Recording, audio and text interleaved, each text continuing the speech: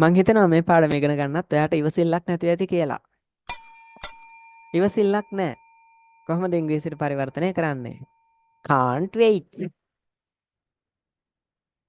එදිනදා සිංහල කතා බහ කරද්දී අපි කොයිතරම්නම් මෙන්න මේ කොටස පාවිච්චි කරලා වාක්‍ය කියනවද? එහෙම නැත්නම් වාක්‍ය ලියනවද? සිංහල සින්දු වල ඕන තරම් මේ වචනේ තියෙනවා. මතක් කරන්නට යන්නේ නැහැ. ඔයා මතක් කරගන්න. එහෙනම් මෙන්න මේ ඉවසිල්ලක් නැහැ කියන එක ඉංග්‍රීසියට පරිවර්තනය කරලා කොහොමද වාක්‍ය ලියන්නේ කියන එක තමයි මම දැන් ඔයාලට කියලා දෙන්න යන්නේ. මේක ව්‍යාකරණ රටාවක් විදියට ගොඩනගන්නේ මෙන්න මේ විදිහට. මේ බලන්න. සබ්ජෙක්ට් එකත් එක්ක can't wait. ඔන්න ඔය කොටසේ දෙනවා.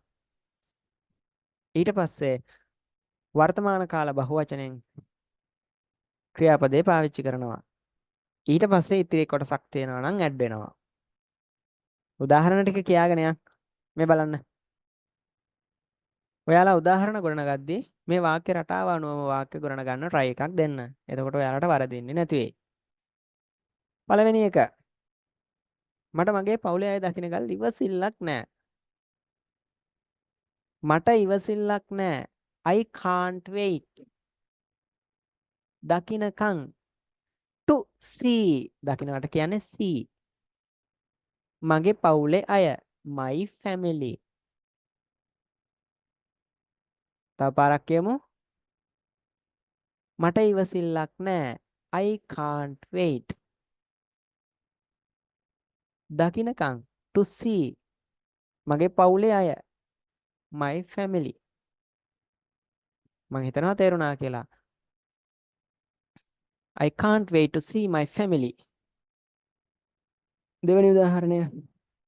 ඇයට මම හමු වෙන්න කල් ඉවසිල්ලක් නැහැ. එතකොට කොහොමද කියන්නේ? ඇයට ඉවසිල්ලක් නැහැ. She can't wait. වාක්‍ය සම්පූර්ණයි එතනින්. මාව හමු වෙනකන්. හමු වෙනවට කියන්නේ meet. එහෙනම් meet me. කොහොමද කියන්නේ? සම්පූර්ණ වාක්‍ය කිව්වත් she can't wait to meet me. She can't wait to meet me. තුන්වෙනි එක. ළමයින්ට නිවාඩුවට ගමට යනකම් ඉවසිල්ලක් නැහැ. ළමයින්ට ඉවසිල්ලක් නැහැ. The children can't wait. නිවාඩුවට ගමට යනකම්. නිවාඩුවට පිට වෙනකම්. ක්‍රියාපදයේ විදිහට leave කියන එකත් එක්ක leave කියන්නේ ක්‍රියාපදේ leave for holidays කියන එක පාවිච්චි කරමු. ළමයින්ට ඉවසිල්ලක් නැහැ. The children can't wait. නිවාඩුවට ගමට යනකම්. මේකේ තියෙන ක්‍රියාපදේ තමයි යනවට නම් සාමාන්‍යයෙන් go කියලා කියනවා. නමුත් පිට වෙනවට කියලා කියන්නේ leave. නිවාඩුවට යනකම් leave for holidays. ගමට to the village. සම්පූර්ණ වාක්‍යය අපි ආපහු කියමු. The children can't wait to leave for holidays to the village. The children can't wait to leave for holidays to the village. හරි සරලයි වාක්‍ය. තරඟකරුට ප්‍රතිවාදියාව පරාජය කරන කල් ඉවසිල්ලක් නැහැ. තරඟකාරයාට කියනවා competitor, ප්‍රතිවාදියාට කියනවා opponent, පරාජය කරනවට කියනවා lose කියලා. එහෙනම් කොහොමද කියන්නේ? තරඟකරුට ඉවසිල්ලක් නැහැ. The competitor can't wait. පරාජය කරන කල් to lose. ප්‍රතිවාදියාව the opponent. සම්පූර්ණ වාක්‍ය කිව්වොත් the competitor can't wait to lose the opponent. The competitor can't wait to lose the opponent. ඊළඟ උදාහරණය. අපිට මේ ගේ හදනකල් ඉවසිල්ලක් නැහැ. ගෙයක් වගේ එකක් හදනවා නම් build කියන වචනය අපි පාවිච්චි කරනවා. එහෙනම් අපිට ඉවසිල්ලක් නැහැ. We can't wait. මේ ගේ හදනකම් to build this house. We can't wait to build this house. ඊට පස්සේ අයට මේ කේක් එක හදනකම් ඉවසිල්ලක් නැහැ. කේක් එකක් වගේ එකක් හදනවා නම් ඒක ක්‍රියාපදයේ විදිහට අපි පාවිච්චි කරන්නේ burn කියන වචනයෙන්. burn කියන්නේ පුච්චනවා කියන එක.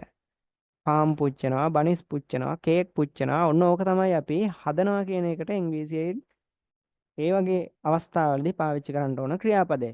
අයට මේ කේක් එක හදනකන් ඉවසිල්ලක් නෑ. She can't wait to burn this cake.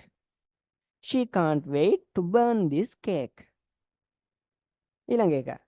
අම්මට තේ එකක් හදනකන් ඉවසිල්ලක් නෑ. කොහොමද කියන්නේ? තේ එකක් වගේ එකක් හදනවා නම් කියන්නේ මේක් කියලා. එහෙනම් කොහොමද? අම්මට තේ එකක් හදනකන් ඉවසිල්ලක් නෑ. අම්මට ඉවසිල්ලක් නෑ තේ එකක් හදනකන්. Mother can't wait. අම්මට ඉවසිල්ලක් නෑ තේ එකක් හදනකල්. To make a tea. Mother can't wait to make a tea. රියදුරාට අලුත් වාහනයක් ගන්නකල් ඉවසිල්ලක් නෑ. රියදුරාට ඩ්‍රයිවර් කියනවා අලුත් වාහනය new vehicle.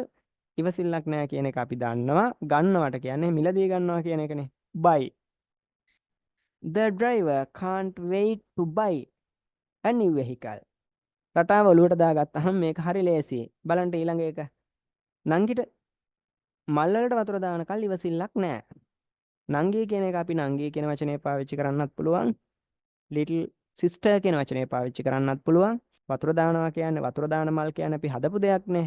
ඒ කියන්නේ ඒ වගේ අවස්ථාවදී plantation කියන වචනේ පාවිච්චි වෙනවා. එහෙම වුණොත් එහෙම watering කියන ක්‍රියා නාමය පාවිච්චි කරන්න පුළුවන්. එහෙම වුණොත් එහෙම අර තියරියෙන් පිටපයින්නවා. put කියන ක්‍රියාපදේ පාවිච්චි කරොත් තියරිය ඇතුලේ ඉඳලම වාක්‍ය ගොඩන ගන්න පුළුවන්. අපි බලමු එහෙනම්. Nangi can't wait watering for plantation.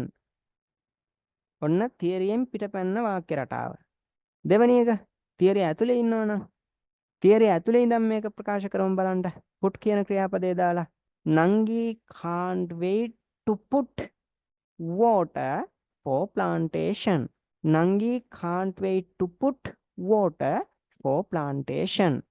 මං හිතනවා තේරුණා කියලා. මට විභාගයේ පාස් වෙනකල් ඉවසිල්ලක් නැහැ. පාස් වෙනවට කියන්නේ පාස්මනේ. එහෙනම් කොහොමද කියන්නේ? I can't wait to pass the exam.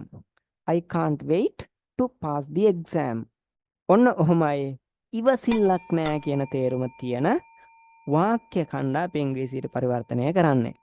එහෙනම් මම බලාපොරොත්තු වෙනවා මෙන්න මේ චූටි කොටසත් ඔයාගේ ඔළුවට දාගෙන ඔයා ඊළඟ පාඩමට එවි කියලා. ටික චූටි දේවල් ඉගෙන ගත්තාම ගොඩාක් ලොකු දෙයක් ඔයාගේ ජීවිතයට එකතු වෙනවා. මම සුබ පතනවා අන්න ඒ දේ ඔයාට කරගන්න ලැබෙයි කියලා. එහෙනම් තවත් පැටර්න් එකකින් එහෙම නැත්නම් වාක්‍ය රටාවකින් අපි ආපහු හම්බ වෙමු. හැමෝටම සුබ දවසක්.